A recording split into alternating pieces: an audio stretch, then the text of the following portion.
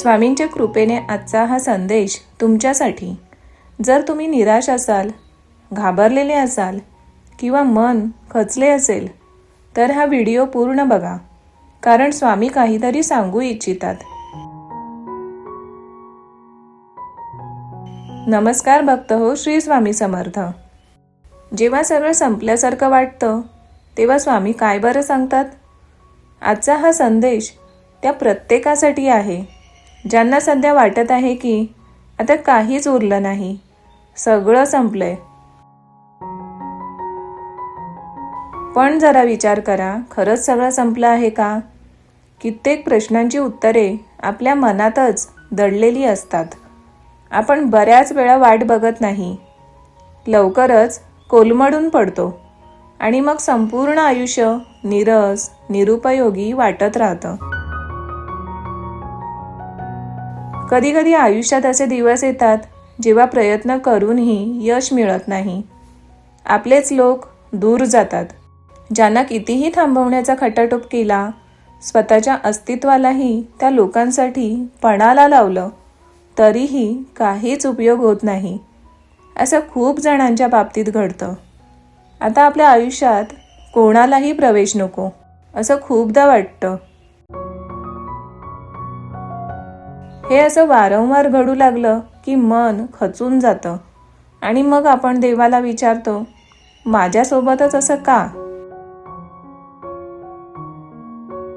जर तुमच्या मनातही असा प्रश्न असेल तर आज स्वामी तुमच्याशी बोलत आहेत असंच समजा.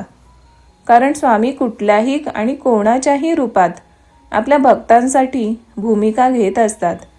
आपल्याला हे वेळीच समजायला हवं.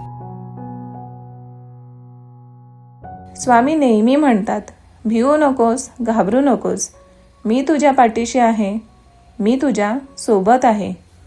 स्वामींचे हे भक्तांना दिलेले वचन आपण मात्र विसरतो. कधीही ध्यानात ठेवा, अंधार हा कायमचा नसतो. रात्र जरी गडद असली तरी सूर्योदय हा ठरलेलाच असतो.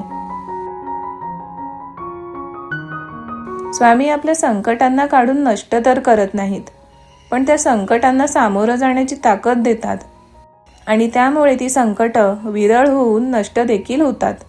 हीच असते आपल्या भक्तीची ताकद. आज तुम्ही ज्या परिस्थितीत आहात ती कायमची नाही. तुमचं अपयश म्हणजे तुमचा शेवट नाही.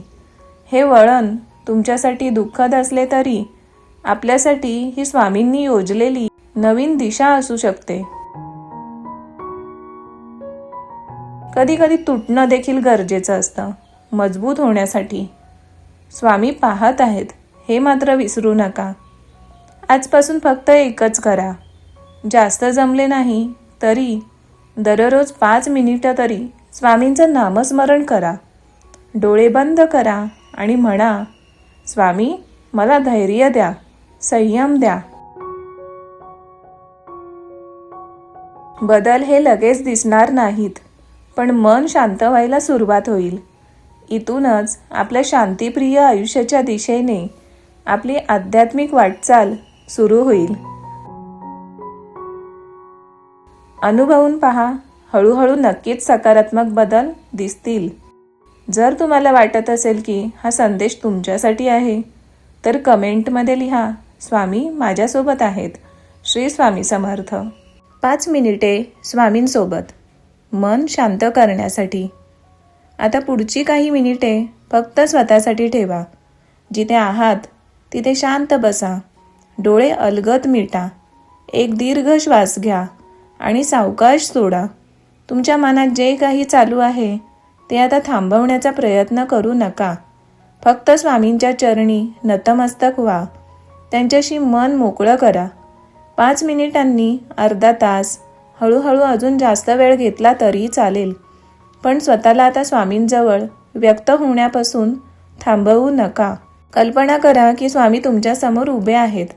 त्यांचा शांत चेहरा, त्यांच्या डोळ्यातील करुणा. ते काही बोलत नाहीत, पण त्यांची उपस्थितीच सांगते की भिवू नकोस, मी तुझ्या पाठीशी आहे.